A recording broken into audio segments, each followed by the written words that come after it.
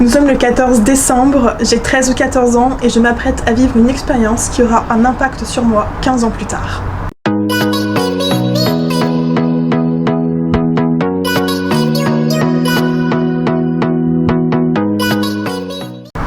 Aujourd'hui, je vais vous raconter une histoire un petit peu spéciale.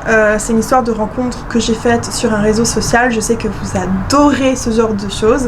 Mais aujourd'hui, on va un petit peu rendre les choses différentes puisque l'expérience entière est un petit peu spéciale. Pour tout vous dire, j'en ai déjà plus ou moins parlé sur ma chaîne YouTube. Je suis très intéressée dans tout ce qui est spirituel, dans tout ce qui est entité, tout ce qui est surnaturel. Ça m'a toujours intéressée, mais de plus en plus. Et en fait, j'ai développé une sorte de don, on va dire, sans aller plus loin. Et j'ai eu des communications avec des clairvoyantes. Lorsque j'ai quitté mon copain l'année dernière, on m'avait annoncé que je ferais une rencontre très spéciale pendant l'été 2022. Chose que je ne voulais pas parce qu'on m'a... Bon, la police là. Chose qui ne m'intéresse pas. Bah attends. Donc je disais, on m'avait annoncé que je ferais une rencontre très spéciale avec quelqu'un en août. Et quand on m'avait un petit peu décrit la personne, j'avais dit ah non, moi je veux pas de ça. Et puis j'étais passée à autre chose parce que de toute façon ça ne m'intéressait pas. Je ne comptais absolument pas rencontrer de quelqu'un de ce milieu spécifique. Et au final ça s'est fait et ça m'a énormément surprise. Il s'est passé énormément de choses fin d'année 2022. Les choses sont passées, je suis passée à autre chose. Et lors d'une conversation avec une de mes clairvoyantes en début d'année, on m'a annoncé en fait que je rencontrerais quelqu'un après mon déménagement. Donc le déménagement a été fait le 20 mars. Et que cette personne ce ne serait pas la bonne, ça allait m'apporter quelque chose dans ma vie, mais qu'en fait ça ne marcherait pas. Je me suis dit c'est dommage parce que j'ai pas forcément envie de rencontrer quelqu'un qui me fasse du mal non plus. Moi c'est pas vraiment le but d'une relation. Et puis je me suis dit si je rencontre quelqu'un, je rencontre quelqu'un et puis c'est tout. Les mois passent et un jour je suis toute seule à la maison et je me dis qu'est-ce qu'on va faire? Donc je regarde un film et il faut savoir une chose sur moi, c'est que j'ai toujours besoin d'occuper mes mains pendant que je regarde un film. J'ai tout le temps mon téléphone sur moi, ça c'est une catastrophe parce que du coup je fais 300 000 choses à la fois. Quand j'étais petite je coloriais. Il faudrait que je me prenne une peluche ou un truc dans les mains, c'est une catastrophe. J'ai toujours besoin de toucher quelque chose quand je regarde un film. Et ce jour-là, je me dis tiens, je vais regarder ce qu'il y a sur les réseaux de rencontres internet. C'est pas très français ce que j'ai dit, sur les rencontres internet. Donc je mets l'application Bumble, dont j'ai déjà parlé puisque j'ai déjà eu des dates catastrophiques. Je commence à scroller, je match des personnes, mais les mecs ils répondent pas, donc ça sert à rien.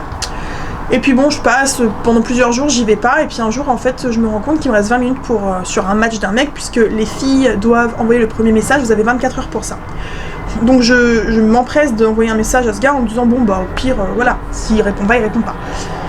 Et le mec est très réactif, il parle beaucoup, on a beaucoup de conversations, il me propose d'aller prendre un verre, chose qui d'ailleurs m'effraie très souvent parce que j'ai pas forcément le vibe avec les mecs. Là je dis ouais, pas de problème, on se rencontre pour un premier date, il va chercher des bières, on va se poser près de la Tamise, vers 9h on commence à avoir faim, donc il m'emmène dans un bar à tapas, il paye tout.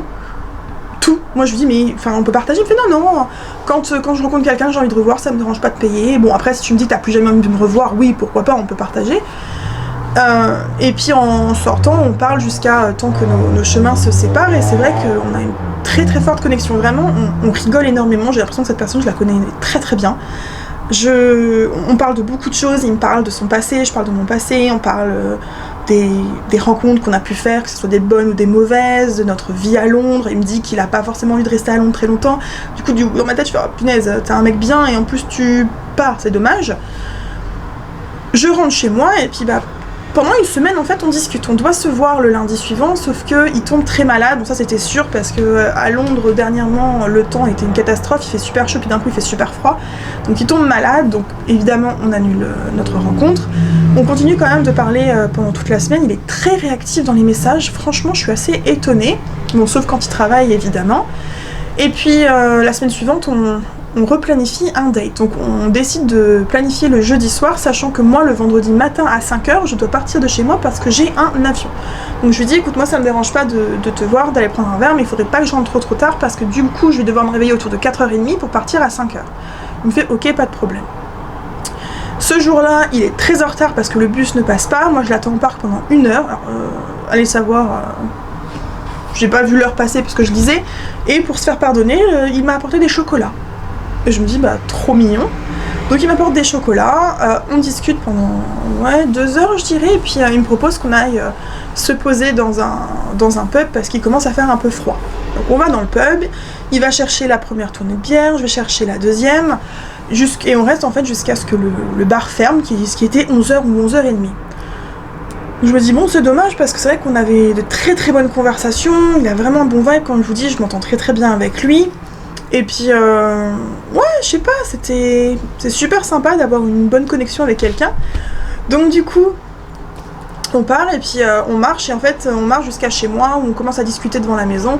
Je me dis, mais c'est complètement débile, on va pas rester comme ça dans le froid à parler. Donc je lui dis, écoute, si tu veux monter, tu montes, mais il se passera rien. Ce soir, il pourra rien se passer, je me lève trop tôt demain. Il me fait, ok, pas de soucis, je sais me tenir, t'inquiète pas. Donc je lui dis juste, fais pas trop de bruit, il y a les colocs, donc on monte. Et puis là on commence à discuter, on est chacun sur un bout du lit, on discute, il voit que j'ai des cartes de tarot et d'oracle, il me demande si je peux lui lire, lui faire une lecture, je lui fais mais tu crois pas, il me fait mais moi je suis il me fait je suis ouvert quand même à voir, donc là je commence à lui lire les cartes et je vois en fait qu'il y a des trucs en mode il rencontrera quelqu'un prochainement. Donc je lui dis bah c'est pas très très bon pour moi quoi, et il me fait bah peut-être que c'est toi que ça parle, et dans ma tête je souris parce que c'est très mignon, mais je me dis c'est pas moi. Et en fait, je me rends compte que ce que la fille m'avait dit, c'est que j'allais rencontrer quelqu'un à qui ça allait pas marcher. Je me dis, bon, ça ne va pas fonctionner avec ce garçon, mais il est hors de question que tout ce qui est surnaturel me dise quoi faire. Donc, je vais tout faire pour qu'avec ce garçon, ça fonctionne. Et si ça ne fonctionne pas, je veux comprendre pourquoi ça ne fonctionne pas. Parce que, vraiment, on a une connexion de malade. Je saurais pas expliquer les choses, mais c'est le genre de personne avec qui vous avez vraiment envie de rester à discuter pendant des heures, tellement que je lui ai dit écoute, bon il est tard, si tu veux rester dormir, tu restes dormir. Donc il est resté dormir, il ne s'est rien passé, je vous vois venir, vous dans vos commentaires, il ne s'est rien passé à part quelques bisous, mais vraiment hyper respectueux. Le lendemain je lui ai même remercié pour ça, il m'a dit ouais mais attends, de toute façon si c'est un truc d'équipe, s'il y en a un qui veut pas faire, ça sert à rien pour le deuxième. Enfin, vous voyez la chose complètement, un truc de fou. Et donc on dort aux 2 heures parce que bon, moi déjà je suis pas habituée à partager mon lit, lui il me parle beaucoup, donc ça me dérange pas en soi. Et puis le lendemain, donc à 5h du mat, je m'en vais, donc il s'en va avec moi, et puis je me dis, bon, je vais pas lui envoyer de message maintenant, ça sert à rien de toute façon, donc je cours pour mon train, et en fait, c'est lui qui m'en envoie un au bout de 10 minutes. Je me dis, c'est chouette, parce qu'en général, les mecs, ils aiment pas envoyer des messages directement, ils préfèrent laisser du temps et tout. Donc il m'envoie un message, et on recommence à discuter, et en fait, pendant toute mon heure de train, on s'échange des musiques qu'on aime bien, pour se faire découvrir des nouveaux sons, ce que je trouve absolument incroyable, parce que je m'étais dit j'aimerais trop découvrir des nouveaux sons en plus. La planète m'écoute. Donc on fait ça, et puis quand j'arrive à l'aéroport, j'ai une galère qui m'arrive, mais alors... Je vais vous la raconter ici parce que je crois pas qu'elle est dans mon vlog, au cas où c'est pas grave, vous l'aurez 2 fois. En gros, pour partir en voyage, j'ai un mini trépied qui doit faire cette taille-là, qui est en 2 parties. J'ai une partie qui s'ouvre avec 3 pieds, et puis une tige, et puis je mets l'appareil dessus. Et en fait, dans mon sac, c'est en métal, et moi, j'ai pas pensé que je l'avais, donc je l'ai pas sorti pour la fouille des sacs. Et en fait, au rayon X, ça ressemblait à une arme. Donc en fait, ils m'ont bloqué, ils voulaient plus descendre mon sac, je voyais la meuf, elle était en stress. Le mec, il me dit, bon, t'as quoi dans ton sac? Et moi, je suis en mode, bah comment ça, j'ai quoi? Enfin, j'ai des gâteaux, j'ai mon shampoing, j'ai mes vêtements. Il me fait, non, t'as rien autre chose? Je pars 3 jours en Suisse. Je fais, non, j'ai rien. Enfin, c'est le même sac que j'ai utilisé la semaine dernière. Enfin, puis je commence à réfléchir, elle me dit, mais... Je fais, j'ai un coupe-ongle? Il me fait, non, plus gros que ça. Et là, du coup, je percute que c'est ce mini trépied. Et en effet, il y avait une pointe qui ressortait, donc ça ressemblait à une arme à feu, moins d'un autre %. Donc, bon, il se recalme. La meuf, je vois bien que ça l'a pas fait rire du tout et qu'elle est très stressée par rapport à ça, alors que bon, regardez ma face, j'ai pas l'impression d'avoir des armes à feu chez moi, quoi. Je passe, je lui raconte, du coup, je fais oh là là, ils ont pas voulu me laisser passer, ils sont complètement débiles. Bon, d'un côté, je me dis bon, c'était débile, mais en même temps, je peux comprendre qu'ils flippent parce que les rayons X, ça montre pas exactement ce qui est dans le sac. On continue de discuter, et puis j'arrive en Suisse, et alors la Suisse, y a pas de réseau pour nous anglais. Moi, je suis avec une compagnie qui s'appelle GiveGaff, ça ne fait pas partie du tout avec la Suisse. Donc avec le wifi, je lui dis voilà que j'ai pas de réseau, donc je lui parlerai quand je pourrai. Chaque soir on se parle, des fois on se parle jusqu'à 2h du matin. Je lui partage des photos, il me dit oh là là qu'il aimerait bien voyager aussi. Enfin, vraiment on continue d'avoir des conversations très régulières. Et je lui dis bah est-ce que le lundi quand je reviens, tu veux qu'on essaye de se voir vite fait, parce qu'en fait je sais qu'il part le jeudi suivant. Il part pour 1 mois, il part 1 semaine en Espagne, ensuite il va dans son pays parce qu'il a des tests médicaux à faire. Retenez bien, tests médicaux. Il a des tests médicaux à faire. Donc il me fait oui, pourquoi pas. Et dans la conversation, il me dit bah écoute, si tu veux, je peux te cuisiner quelque chose pour quand tu rentres. Donc on essaye de mettre ça au point. Je propose à mes colocs. Mes colocs sont censés l'accueillir à la maison, genre 2 ou 3 heures avant que j'arrive moi à Londres. Comme ça, il peut me faire à manger. Enfin, quel mec va chez une meuf qui vient de rencontrer avec les colocs pour lui faire à manger? Enfin, pour moi, c'est un mec incroyable. Enfin, je me dis mais comment j'ai fait pour rencontrer ça? Et du coup, le lundi, je prends l'avion et en fait, depuis le dimanche 16h, je n'ai plus aucune nouvelle. C'est-à-dire que j'ai plus aucun message, mais il ne s'est pas non plus connecté sur WhatsApp. Et là, je commence un petit peu à me dire, bon, c'est bizarre, mais il doit être fatigué, tout va bien. Le lundi, j'arrive à Londres, je demande aux filles si elles ont des nouvelles, toujours pas de nouvelles, et je vois qu'il s'est toujours pas connecté. Donc je rentre chez moi, je suis un peu dégoûtée, je me dis, on va pas se revoir. C'est vraiment dommage, mais bon, il doit être crevé. Mais je commence aussi à angoisser parce que je me dis, ça fait quand même plus de 24 heures que j'ai aucune nouvelle. Et il faut savoir que ce garçon m'avait dit, jamais je te ghosterai, si j'ai envie de plus te parler, si j'ai plus envie de te parler, bah, je te le dis, quoi. Je dis voilà, ça marchera pas, je te parle plus, et puis voilà. Bon, il était très honnête, c'est ça qui est aussi très important à se dire, c'est que c'était un garçon très très honnête. Je croyais.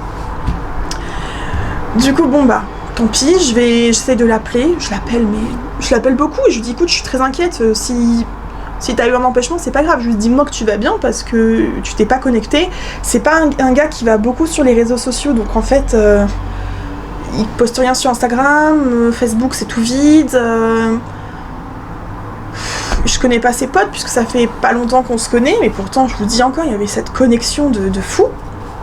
Puis je me dis dans ma tête, il y a vraiment ce truc de je sais que ça va pas fonctionner avec ce garçon, mais je veux savoir pourquoi. Et en même temps, il est tellement honnête, il prenait beaucoup soin de moi par texto dans ce qu'il me disait.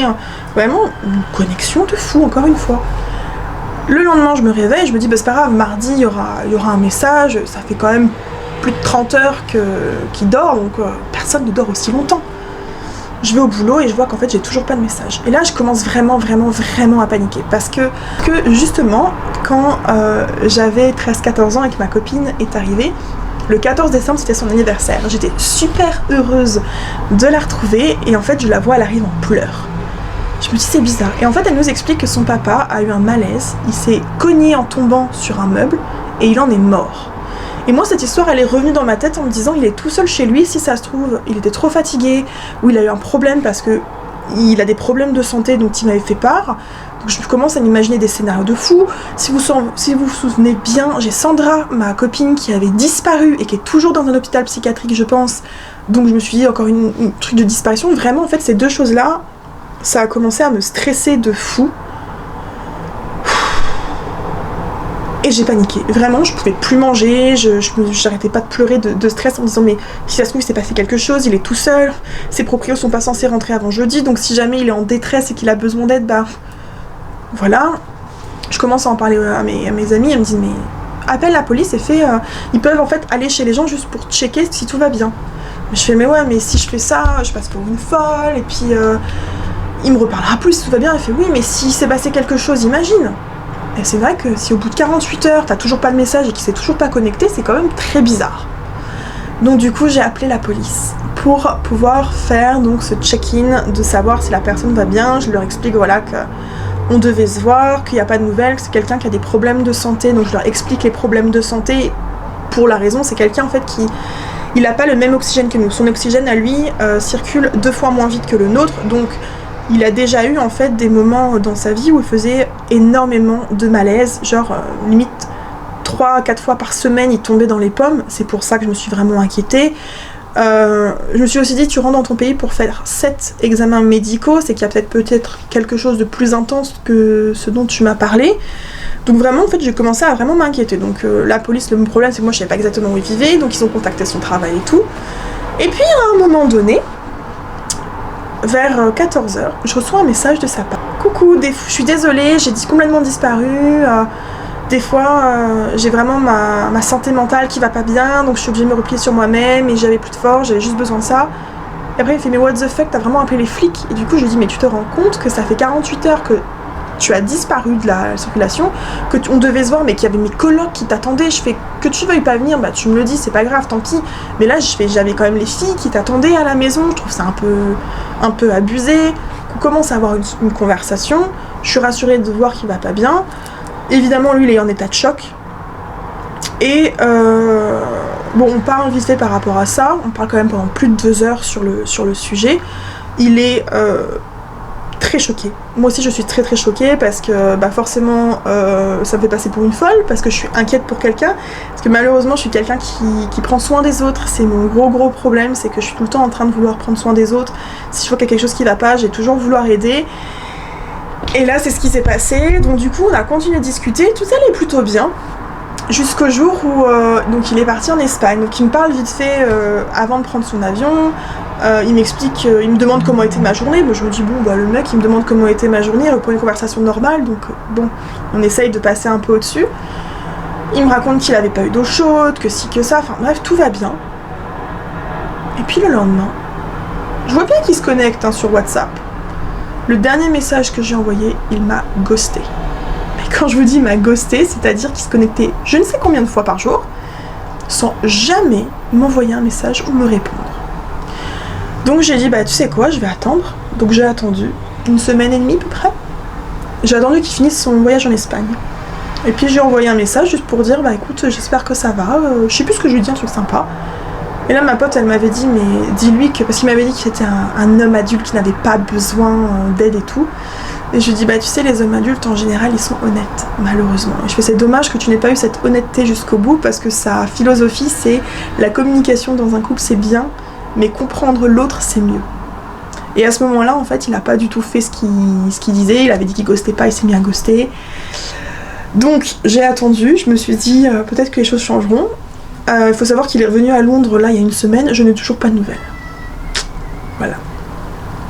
Donc, évidemment, moi j'étais dans un état de malade parce que je me suis... En fait, le fait d'avoir appelé les flics, c'était une chose de bien dans le sens où s'il avait eu quelque chose, je m'en serais voulu toute ma vie de pas l'avoir fait, mais en même temps, ça m'a fait passer pour une folle.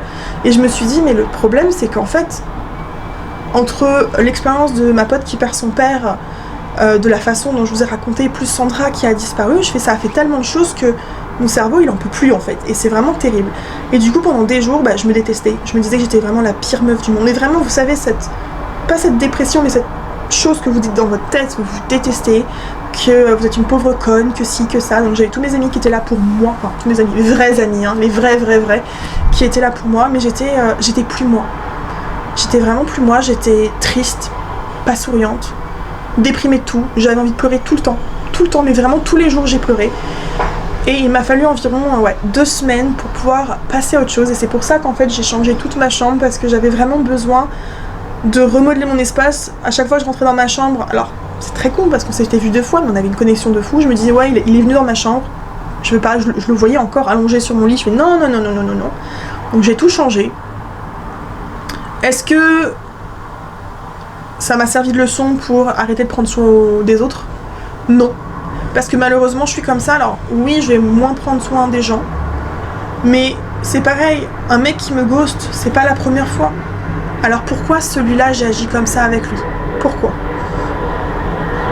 En général je sens, je vous ai dit, là il m'a plus jamais répondu après, je savais très bien qu'il a plus envie de me parler. Mais là le fait qu'il s'est jamais connecté est aussi chose incroyable, parce que évidemment j'ai cherché un peu sur lui sur internet en me disant bon, peut-être des choses que je sais pas. Son père est un homme politique dans son pays, et je me suis dit mais imaginez, vu que son pays est proche de l'Ukraine, qui est un truc que je sais pas, On ne sait pas. Voilà. Je pense que j'ai un peu tout dit. Ma clairvoyante avait raison. J'allais rencontrer un mec avec qui ça allait être incroyable, mais avec qui ça n'allait pas fonctionner. J'ai plus envie. Je regarde un petit peu ce qu'il y a. J'ai envie de rencontrer des gens, j'ai envie de rencontrer du monde, mais cette histoire m'a fait prendre conscience que oui, il y a encore des hommes avec qui on peut avoir des bonnes connexions, avec qui on peut avoir du respect et tout, mais ça m'a épuisée. En tout cas, merci d'avoir écouté cette story time. Si jamais vous avez des choses à me dire ou des expériences que vous avez vécues un peu similaires, n'hésitez pas à me le dire. Et je vous retrouve très bientôt avec une nouvelle vidéo.